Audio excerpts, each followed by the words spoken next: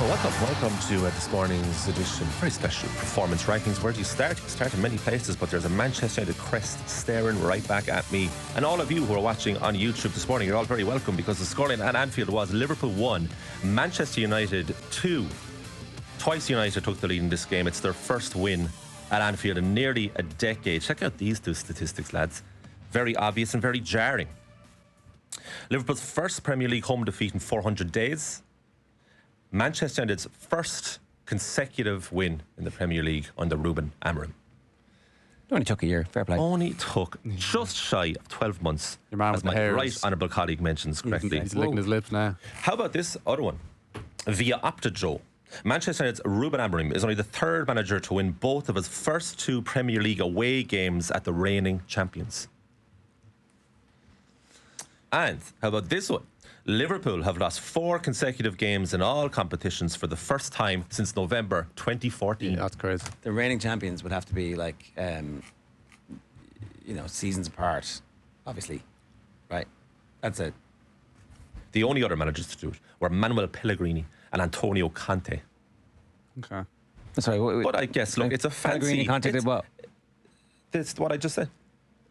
Won their first 2 away games against the reigning champions. Reigning champions, yeah, correct. Really? No. Did they not win any other away games in between? No. What? No, first two times you're they played. misreading that. As in, like, when they played the champions. Yeah. Not just their first 2 away games. Oh, first. Okay. That's First time they played the reigning champions, they won away from home. And is this the first time they've won 2 away games? United. Anyway, sorry. Okay. I don't understand. Basically, it's a fancy way of saying, right, that United went to the champions last season and won. He's a and giant they've gone to killer, the champions as we this say. season and won. Okay. Yeah. And that's a rarity in the Premier Yeah. League. That's all. That's all. It is. Just a bit of fun. Yeah. That's all this I is. didn't get right? it. It's stuff for you That's there. just a bit of stat. Monday morning. But what a game, right? And we can go loads of directions here, right? Yeah. So we can talk about United. I suppose this is United section, so we give them green straight away. Don't worry about that. We give them green. Yeah, they're so how good. do we talk about United in this context? I thought it was the system. I thought it was the players. So they go to Anfield and they put on this performance of note where Brian Mbeumo's goal after 63 seconds. I think it's the second fastest goal that United have scored against Liverpool in the Premier League. Nicky Butt was the only one that was faster than Eric Cantona's return Yeah. from the Kung Fu kick, right? So mad early to happen. I think Jamie Carragher's own goal was third, and that's Yeah, that's right. And they put it to him yesterday, and he laughed at himself, which I like. So, my feeling, I don't know about you, or yourself, or anyone out there, my feeling was when United went 1-0 up that early, was actually very positive, and I had a feeling that United were going to win the game. Yeah. Now, why did I think that? When there's evidence against that all over the shop. We were talking about Ruben Amorim's tenureship at Manchester United ending surely imminently after the Brentford debacle. That was 3 days ago. It was done and dusted. It was a matter of when. Yeah. So then they go and beat Sunderland 2-0. And what do you make of that? At the international break, we're shrugging our shoulders. What do you talk about when it comes to Ruben Amorim and Manchester United? Then they go to Anfield and win this game. They scored twice, just like they did in January of this year in the away game last season, when, funnily enough, Harry Maguire had a chance to win that game deep into stoppage time and blazed it over the bar. His pass was bad, though. No. They showed This that. time he gets it. They showed that in the aftermath on Sky. They were like, "Let's have a look at this, just to remind everybody." And this time he fixed it. Did you see who took the place of Maguire this weekend, by the way? Jean-Philippe Mateta, who scored a hat-trick for Crystal Palace against Bournemouth in their 3-3 draw, had the Harry Maguire chance to win the game for Palace after scoring his hat-trick. And also, just like our old Harry friend, ballooned it. Nevertheless, back to this game, right? So, it was a hell of a performance in many ways, and a strange game too that we'll get to Liverpool, and that Liverpool created bundles of opportunities. Cody Gakpo hit the post 3 times before he scored. Liverpool switched to this mad 4-2-4 system in the hour mark. I don't know what the problem with Hugo Ekitike is, why he isn't playing. Mo Salah, I was trying to whisper this when he was in form this time last year, that he still has this mad technical blip in his game where he looks real basic. Yeah. But that's kind of overshadowing his play totally. They seem to have problems. But of all the issues that Liverpool have, they still created a ton of chances. And when they equalised, I think a lot of people would have thought, well, they're going to go on and win this game now. Yeah. But United's response to that, 4 minutes later to go ahead, what a cross from Bruno Fernandes. And what a strange performance from United, because there was a zip to them. They were causing Liverpool huge problems on their left-hand side. But there's still such limitations in the team, right? Because you look at it, Diogo Dalot, my God. I counted 4 different mess ups that he had in the first half Yeah. alone. And he's on the left wing, back position. I'm thinking if they get an upgrade in him, if they get another centre mid who can actually last the course, because Casemiro did all right, but they had to take him off when he got booked. Yeah. They have another centre mid. They need another centre back. Luke Shaw, I don't think is a long term option. No, push And him, who knows push him about out the to left wing goalkeeper? back. Goalkeeper's had 2 games, he looked fairly solid. Yeah. So I was thinking, God almighty, if they actually get upgrades in these players and this system starts working, okay, then you'll see Ruben Abrams' point. Yeah. It's all about the Brighton game this weekend at Old Trafford. If they lose that game, we're back to We're not, the same though. conversation a few weeks ago. We absolutely are. No. Because they did the same thing against City last year. No. They won at City and like, oh, here we go now. And it went back. It'll be that Ireland thing of like, yeah, you can play great against good teams. What's the point if you so can't it beat? suits it. A That- yeah, performance it like was this good. takes that out, surely. You think? I think for a rational conversation about what's happening, it's like there are slow incremental improvements. There are going to be blips. Brighton's record against the supposedly good teams is very good. And so, wasn't it Brighton won 4 games and they were against they beat City, they beat Chelsea. Am I right about this already this season? They didn't beat Arsenal, they didn't play. I'm just trying to remember. I think you talk about rational conversations all day. I think if Brighton beat Manchester United this weekend, next Monday morning we're all, what's going on? Expectations again. What's going on? It's the same thing again. Okay, but It's the same thing again. And so there's no credit in the bank from this, is the point. There's credit in the bank. Like, yeah, Jesus, don't get me wrong. Relax now. I'm not saying there's not. There was credit in the bank after they beat Man City last season. And So- then what happened? So you can't trust it yet. You can't trust it. This is like being in a toxic relationship, but you have a good day. Oh, they're back. Yeah. Oh, they're back now. This is what I fell in love with. this is very- Oh, hold on now. Give it some consistency. It's a very mature of you. You'd normally kind of not get carried away, but you'd enjoy the win a bit more. But you're holding back a little bit. Well, listen, I'm enjoying it. I hope I'm showing my enjoyment today, you know. Yeah. But You're smiling, You but you're- enjoy it with the company of people who want to enjoy it with you, you know. Yeah. Otherwise, you're just fighting a lone fight here, and that's fine too. I don't mind that. Yeah. It was a great day. But you're It was a cautious. great A weekend. little bit cautious though. No, I'm not cautious at all. I'm talking about the realities of where we're at, right? That you can support, when you support the club, you have Yeah. to support everything about them, the good and bad. That's what you marry. And so Right. that's the whole point, isn't it? That actually, if they do get beaten by Brighton next week, it's actually not a scandal. If they don't play well, if they look bereft of ideas or whatever, it's about, surely the whole point here is that there's like something to cling on to. One, the owners have said they're not going to sack him irrespective of what happens. The team seem to respond to that. 2, the attacking players that they've signed are good, which they didn't have last season. And there is a long-term plan. You obviously have said if they get this and this and this and this and this, like, yeah, fair enough. Which means that they're going to wait, and then you can begin to judge how long this is going to take. But I thought, from Manchester United's perspective, it's great to get this, but it is also like Amram's still going to be here at Christmas. Yeah. No, Yeah, He of will course, be. Yeah, he will be. Yeah. It depends. I like it. Look, it depends. Like if they lose the next 5 games, you're gonna have to bring it back up again, of course. But for the moment, right? You're talking about this game and this game alone. If we wanted to stick on this performance, Yeah. and it was really good from start to finish, and there was still a bit of flaws, so there's still a bit of stuff that you can work on, like the personnel aside, and there are like mass improvements that you can make there.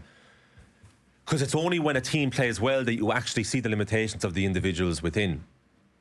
So when I talk about Delo, right, he gives the ball away for the counter attack for Cody Gakpo and he hits the post. And then he fails to control at a mad cross-field ball on the counter. Okay? And then he has another bot shot when it's crossed over to him to volley. And he misses that. And then he scuffs a clearance inside the box, which falls to a Liverpool player. Yeah.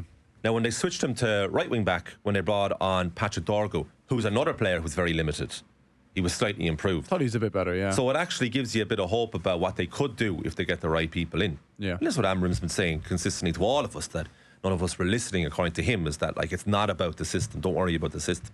And he's saying the big thing is about the effort and belief. So there was self-belief in abundance there at Anfield yesterday. And I'm fascinated to know where the hell that came from. yeah. Because that was a really good performance. Flaws and all, the amount of chances ceded to Liverpool, everything included. There wasn't really any point in that game where I thought United were playing badly. Do you know what I mean? They let Liverpool create a chance. When Liverpool equalised, Yeah. it was coming.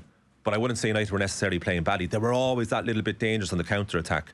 And it was a really good team performance. And when you were supporting aside, that's what you're looking for. That's the type of game. Yeah. So there's unbelievable joy this morning among Manchester United supporters.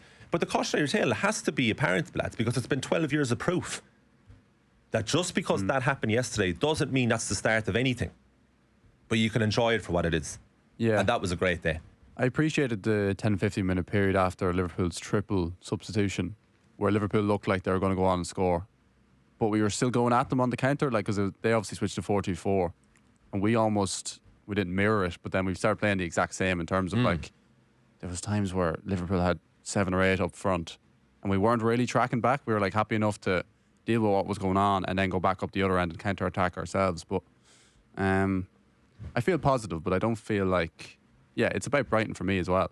I feel like that's the team that you're looking to beat now. Funny enough, Liverpool, I would have taken a draw. I'm not taking a draw against Brighton though. Do you know when people say, "Oh, we're just looking for a bit of consistency in our manager or player or whatever"? It was like by the nature of a league, the vast majority of teams are never that consistent. You're going to win 2 and you might lose the next one and draw. It's not really about that. It's just about seeing, as Ger's pointing to, it's performance more than result. It's like, is this actually going somewhere at all? Because it is mental that you'd have a performance like Brentford that's in the very recent past, and then a performance like this at Anfield. So how are these the same set of players? Like, this is kind of remarkable. So it's something in them that drove them yesterday. The only concern I have is that, well, they could do it at Anfield. They did it last season at Anfield where they got a point and they could have won the game at the end. And when they go to the likes of Brentford, it was like, well, we should beat them. We probably have more quality than them on the pitch. And Brighton have done a number on United at Old Trafford in recent seasons. Yeah. You know what I mean? So if we're talking about yesterday, right, so they go 1-0 up, and there's a point here midway through the first half where United really should have doubled the lead, and they look unbelievably dangerous. This, I already touched it there, one of the Delo moments, is that Ahmad, Cunha, and Mbumo, Fernandes, and Delo flaws and all, are all part of this constant attack on Liverpool's box. So they're getting half the team up in support of doubling United's lead.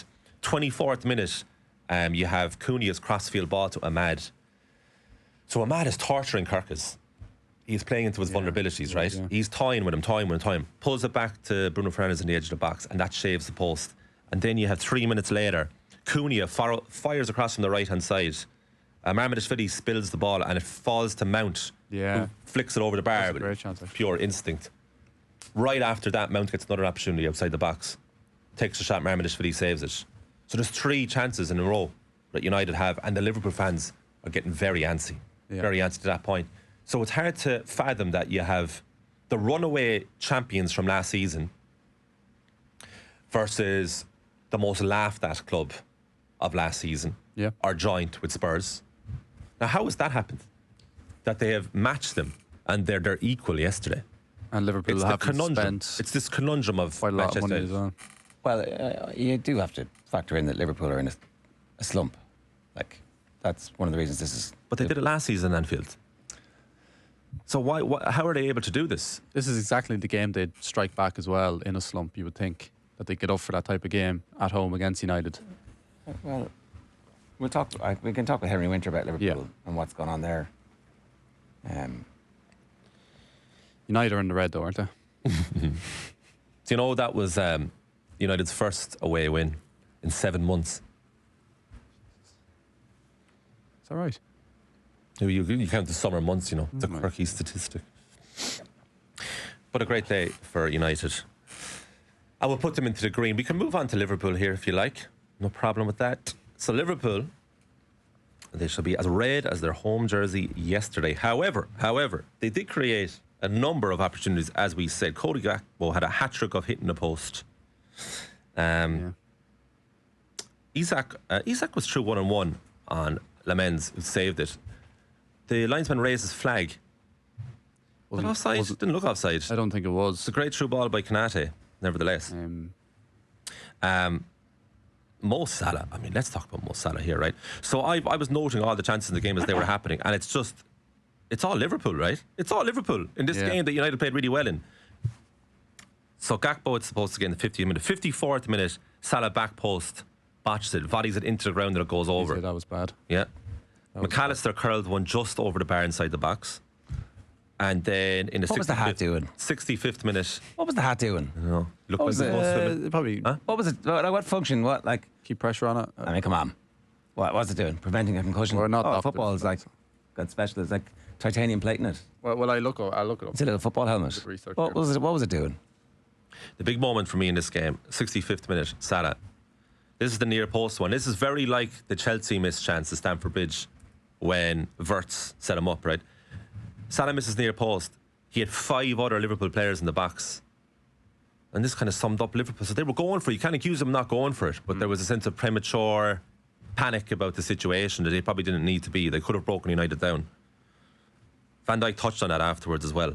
But if you listen to Arne Slot afterwards, he was quite philosophical about it all and that the chances are being created. When do you really start worrying about a team? When they don't create any chances? And that certainly wasn't happening. So there's chance after chance here. Cody Gakpo misses an absolute sitter at 2-1 down, the header that he puts wide. Yeah, Jesus, So this could have been a very different game where, say for argument's sake, right, Liverpool will go on and win that game 2-1. I still think it would be kind of similar enough conversations. So, well, United have proven that they can actually perform when it gets to it. Yeah. Liverpool won the game just, but they have a load of flaws.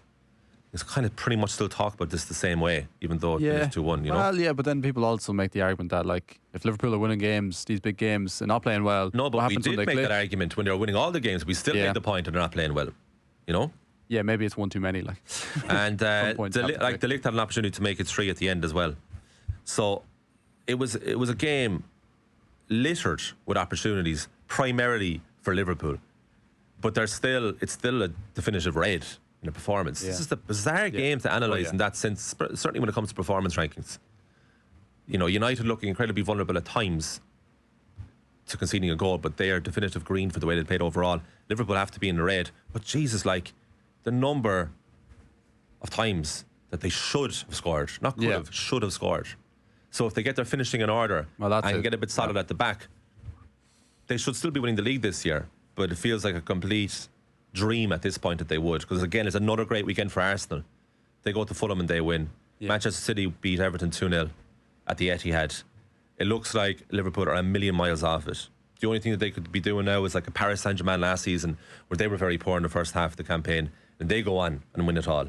yeah, like, I wouldn't be getting too worried if I was a Liverpool fan. I would just like to see. Would you not? Because this is signs all season long here. Yeah, they are porous at the back. That they don't have a balance in that team. A lot of their new players, the 2 new fullbacks, their playmaker and their main striker, they've all started poorly. Yeah, I would say. That's a lot of things I to think fix. Akatika should be starting. I don't see why he was dropped for that game. I'd like to know the reason, and maybe it's to do with the fact that you paid so much money for the other player that you can't simply drop both the 100 million plus pound players for that game. But I think there's a few. It's weird Frimpong being on the bench as well. I don't really get that. Why have you brought him in? Like, if you're keen on playing Kirk as a left back. The Crystal Palace game seems to be the one that's turned Schlatt against that. Sure, Kirkes has had a Frimpong few bad idea. games, like, really. He's pretty much singled them out after that game. Conor Bradley was he was all right. He had a couple of heavy touches. He's not playing with the confidence that he had when he was wearing number 84 as opposed to number 12 when he's more I prominent. don't think he offers you a lot going forward. But he did when he got into the team. There was something about Bradley was like he was faring very well in the comparison with Trent, because Liverpool fans are a bit angry at Alexander Arnold. But now that Trent has left the building, it's like, oh geez, what are our right back options here? Frimpong, that Schlatt has suddenly said, well, not really having you at the moment. You haven't settled in. I don't like the way you're playing in our team. And Bradley, who's a guy who's been really promoted. I mean, there's probably no other better way to word it. Like, he's been promoted to someone with responsibility rather than hope. Yeah. That's a big step up. It's having an impact on Salah as well, clearly, that right back situation. I mean, as well. look, there's 2 players here to talk about, like, in the contrasting fortunes. Like Harry Maguire. Like, Harry Maguire's redemption should be studied, and a guy who just kept at it, who just kept taking and he milked that goal too when he scored it. Like, he really took in the sport and he looked around and he was really taking it in. Like, there's a time wasting thing as well. He's been abused from all over the shop. That's the redemptive arc of Harry Maguire. To Mo Salah, this time last year, Mo Salah, untouchable, and now, for a variety of reasons, some potentially way more serious than what we're going to talk about here, and some just pure football reasons, not happening at all for him at the moment. To the question of, like, do they need to take Salah out of the team? And that seems unlikely. Liverpool in the red for sure. Yeah. We move on. Croke Park, Saturday evening. Yeah. Well, what a game this was, because it didn't look great, Ger. It didn't look like your boys were going to give us one hell of a beating once again when they get over early. They go 7-0 ahead, and you're thinking this is going to be another tonking from Munster. However, that was not the case. A beautiful day at the office. Yeah. It was, yeah.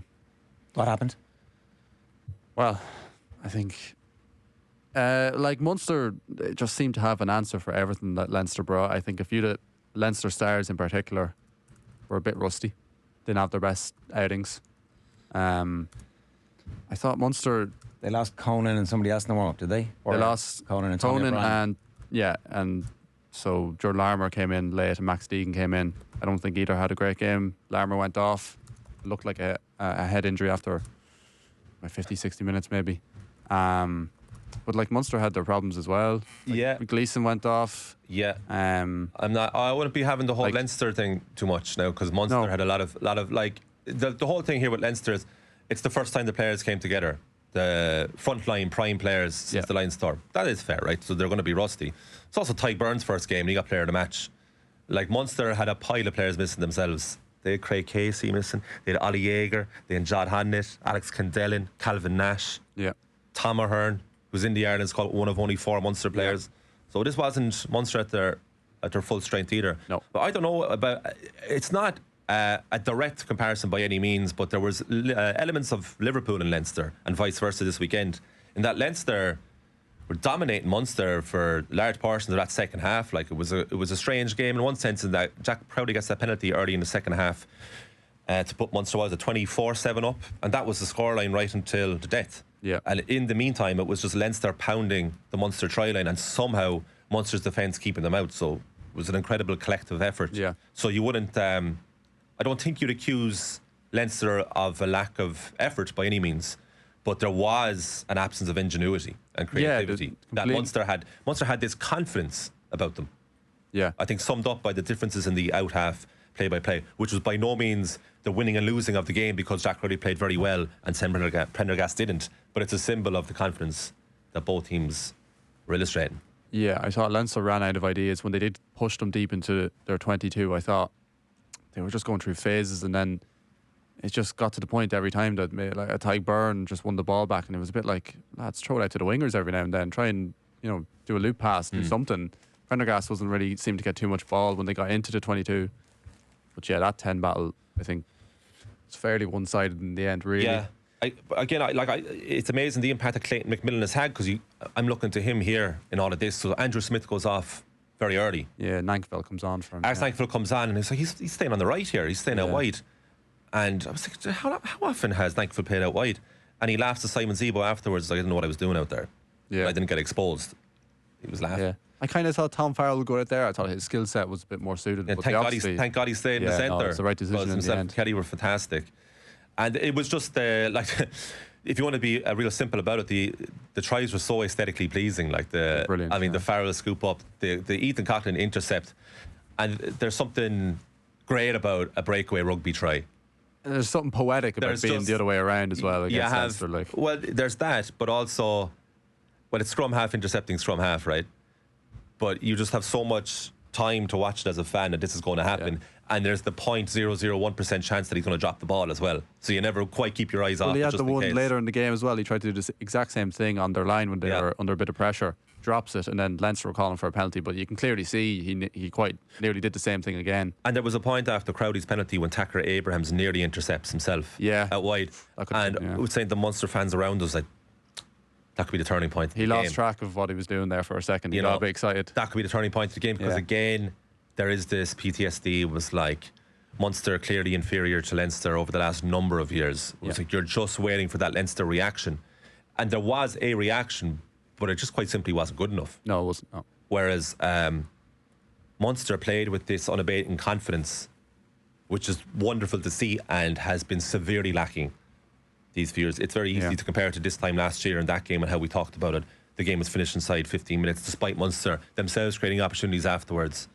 Yeah. This is a different story. There was a composure to this performance. There was, a defensive composure particularly. And they went after key players. I thought Gibson Park was put under a lot of pressure, and resulting in that, I think he had one of his worst games I've seen him play in a long, long time. James Lowe, Leinster play well when he's playing well.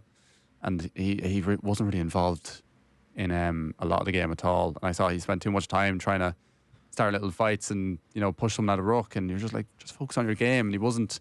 We often see him coming off loop passes from the 10. I didn't see much of that the weekend. Maybe it is just a bit of rustiness. It's a lot of their first games back, not James Lowe's, but those kind of partnerships and connections are just back. So you don't look into it too much as a Leinster fan. I wouldn't say individually speaking, but maybe the makeup of the team, you might start to worry a little bit. Because the season, they're 1 from 4 on the season. The thing is as well, there's a huge hiatus now for them, so they're not going to be back together again until Champions Cup December, well, maybe the week before.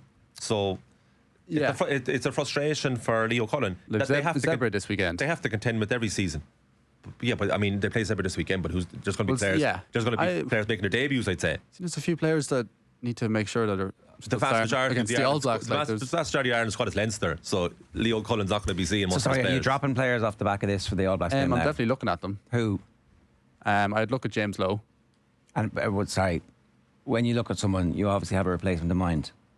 Well, I'd want to see who's in camp there. So you've Stockdale's in camp, Osborne's in camp. It looks like Mac Hansen's not going to be. Well, yeah, he'll have to. There's worries about him. Yeah. So worries about him. Worries about Gleeson. Yeah. Anybody else? I don't think so. Was there a few others? I think. Anyway, sorry. So give me a replacement for James Lowe. For James Lowe against the All Blacks. Well, I'm not saying that take him out of the squad. I'm saying that the team. He hasn't. I don't think he's 100% in at the minute because he had a good game against the Sharks. That's all you're going off, and then he's come into a big game, and I don't think he was great. Mm-hmm. Now, look, I don't think a lot of them were great, so I don't want to single out one player. I think there's a few players there that are probably not. I don't think Jamie Osborne has that full-back position nailed down either. Yeah. But you go on. When you're taking these guys out, who's going to get in now? Because obviously they picked Hansen at full-back for Connacht. Yeah. Well, I think if Hansen's out, I think Michael Lowry comes in. I was saying that to you before the show, yeah. I think why you're bringing him then, he's specialised full-back. I don't know, it would be a massive task for him to come back. I think he played his only game for Ireland against USA. So coming back and playing the All Blacks is a much bigger task than that. But yeah. So that's not going to happen.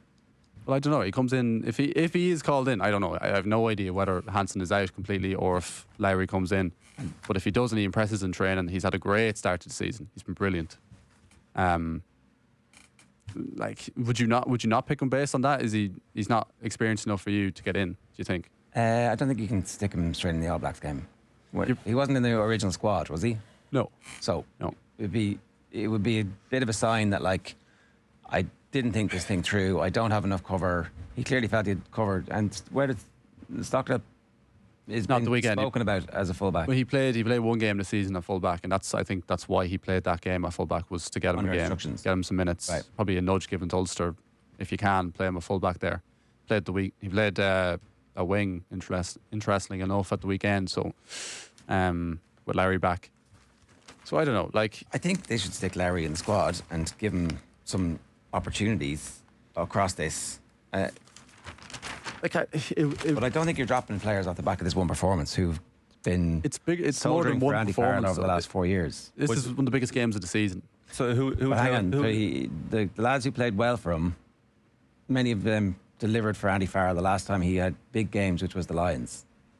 So he's going to more than likely, and whether or not this is right or wrong, more than likely he's going to favour that quality of performance and go, well, that was a bit of a blip for you guys, wasn't it? Kick up the hole. Yeah. How are you going to respond? And then it's just man management, as opposed to going, I don't trust you now off the back of one performance. Who would you have it out of half against New Zealand? Crowley. Well, they don't have the same logic. No, neither of those went. He wasn't part of the Lions. Well, yeah, but you're talking about Ireland as well. Like Prendergast is the one that's been picked over the last while.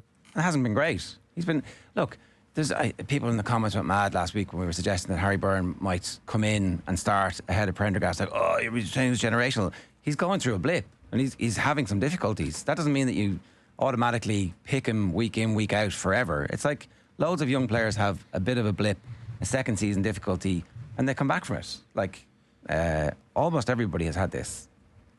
Yeah. At various stages in their careers. So it's like, I think there's a slight loss of form, but it's not the same logic to Lowe, who is, one of our best players, suddenly coming out of the team because Leinster got beaten.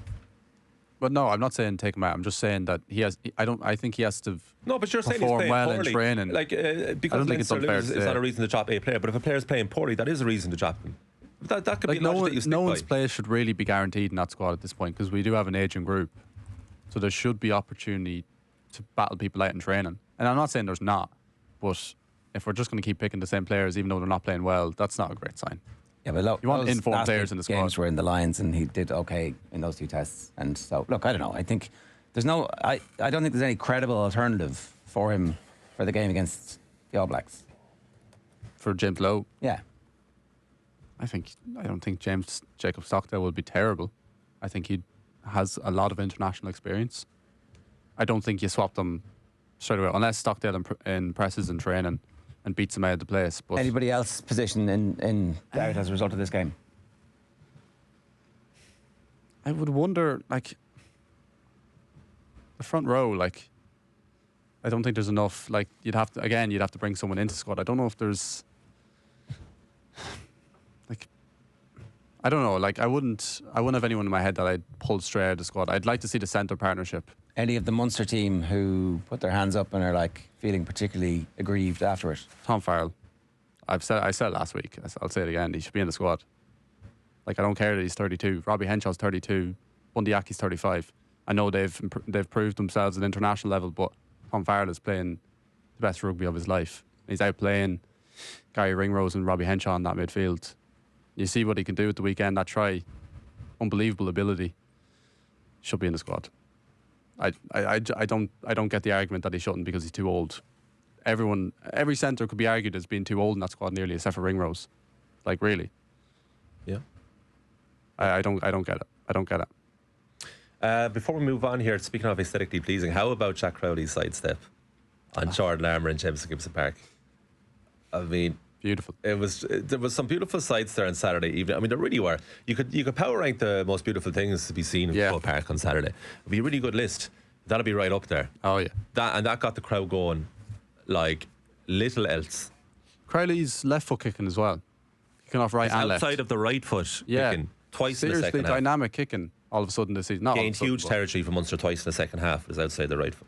And I'm delighted too for Ethan Coughlin Yeah. because he's one of the lesser renowned players on the pitch, and to have that moment for himself. Well, that was talked about in the build-up, is that they're really going to miss Craig Casey in this Yeah. game. And, like, you always miss Craig Casey. He's a great player, but Coughlin, he was exceptional, just in general as well. But obviously the intercept try is the highlight. Kind of thought, does he have the pace here? He's 2 wingers chasing down from either side, but he held strong. And The one where he's Brian Gleeson, so he gets the equalising try. yes, And then he goes off, and then Gavin Coombs, like, what a performance, and another great moment. That was contender for the power ranking top 5 great moments is him getting sin binned and cheering to the crowd. that's in sports file images of the year. I think. It was That amazing. It was brilliant, just well, you need it in motion, don't you? You need the run off, and you need him looking up to the camera, and the crowd around us too. It was great because there was a good few Leinster supporters leaving. I noticed that. 73-minute mark. They were gone. Yeah. Ski.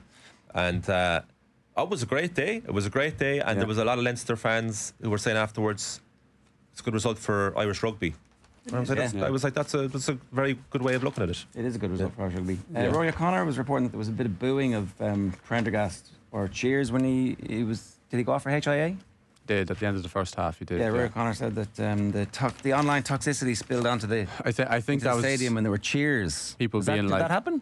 I don't remember hearing boos. Munster but fans cheering. I wouldn't have been surprised if it's a bit like, oh look, he's going off, he's bottling it, but he was going off for a HIA. Yeah, if Munster fans are cheering, that's totally fine. If it was Leinster supporters booing or cheering that he went off, that would be a worry. Munster fans cheering someone going off for HIA is fine. Is that what you said? No, well, that's definitely not. No, it's not. It's like Prendergast, the big rival to the Jack Rowley out half position. Oh, great, he's off. Pantomime. I'm telling you, if it was Leinster supporters turning against Prendergast, that would be a concern. Yeah, I think Anyway. there are a few that do believe that he shouldn't start. Look, if but you're going on form and game by game, because this whole battle is so close, it's very difficult to bat for Prendergast at the moment. Yeah, But he'll still have his fans. He's not a lost cause either. Like, go easy on the guy. The guy's going to get it. That was one of my first thoughts afterwards. He's going to get this in the neck now for the next couple of days. It's like everyone's going to have a go at Prendergast. that's not right. So Like, Crowley was magnificent. Let's be fair about this now. Whatever about Prendergast, Crowley was unbelievable.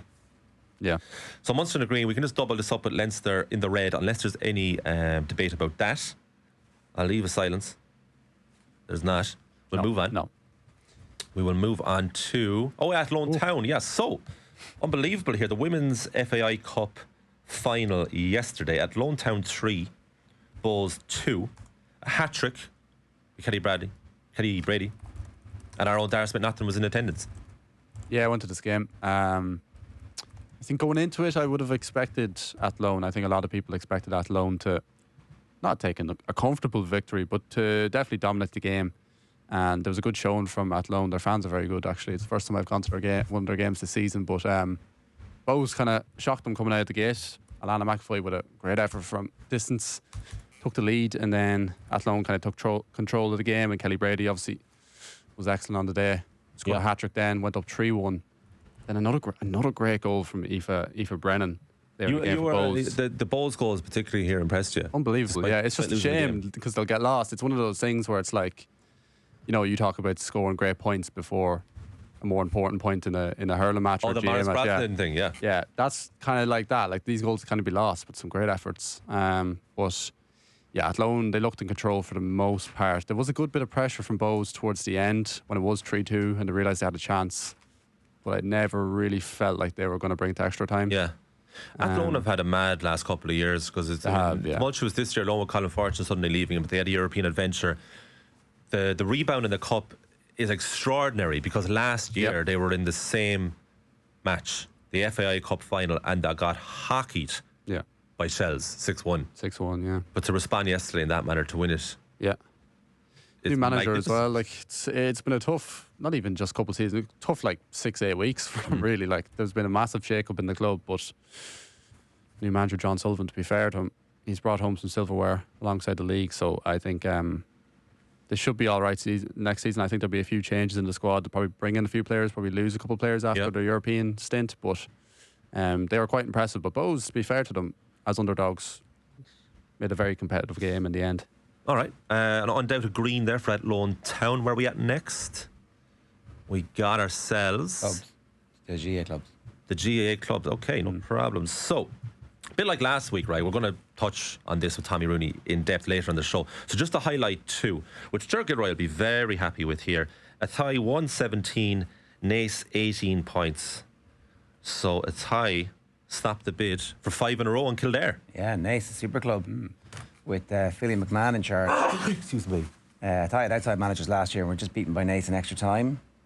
And then this year they went internal and now they're county champions. And they've got, really strong seasoned players and they've got some brilliant young players coming through. So, very exciting. And meanwhile, in Antrim, this is another way we want to highlight here. St. John's, 52 years they've waited for an Antrim Senior Hurling Championship title, and they got it yesterday. 216 to 118 victors against Lochgale Shamrocks. Mentioned this in passing last week about how important it was for the city to start producing good teams.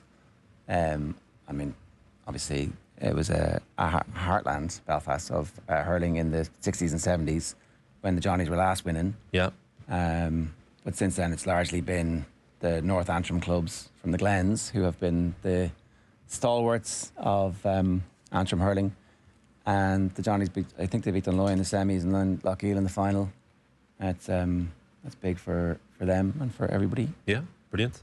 An undoubted green there. And then finally, Ulster Rugby. They probably would have had this place to themselves had it not been Munster's night on Saturday. But what a victory here. 34-26 in South Africa against the Sharks. I think the best way to sum this one up is I'll just read out the Sharks team. So you have Mpanambi in the front row. You have... Sorry, I've got the wrong team here. But they had Etzebeth back. They had all the South African internationals back. So they had 7 or 8 or 9 internationals back in the team. And it was a bit like, this might be a tall order. I know Ulster are in good form, but they've got Mpanambi back. Vincent Cock was back. Even Etzebeth, Khaleesi. Grant Williams was playing at 9. Mapimpi, Esther Hazen, Ethan Hooker, Van der Merwe at full back. And the bench was very strong as well. So I was thinking this might be a bit of a tall order going away from home in Durban. But Jesus. And they didn't just win the game. The final score might actually flatter the Sharks a little bit. They very much dominated the game. 26-34 that ended, but some players really impressed. Nathan Doak player of the match again, second week in a row. Another guy where you're like, should be in the Irish squad, but they're definitely in the green for sure. I'm sure Henry Winter is listening with massive interest here in the waiting room. But we should note that the Telegraph Football X page is reporting that Sean Dyche is being are set to be appointed the new head coach of Nottingham Forest. So we will talk about this and much more with Henry Winter after this. But for now, that was your hopefully very enjoyable performance rankings. Off the Ball's performance rankings.